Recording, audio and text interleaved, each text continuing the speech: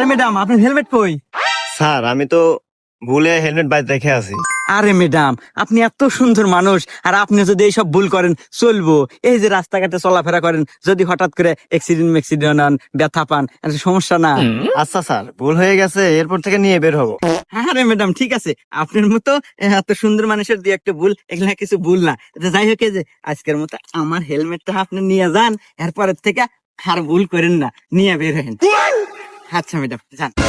এ বন্ধু, আমি তো প্রথমে পুলিশ দিয়ে ভয় মুতেলা দেবেন ছিলাম, তারা দেখছে না পুলিশটা অনেক ভালো, নিজের হেলমেট পরা দিল। হ হ মুখেতা কিছু করবো না। বাবাজি আপনার হেলমেট কো? স্যার আসলে হয়েছে কি, আজকে ভুলে বাসায় হেলমেট রেখে এসেছি।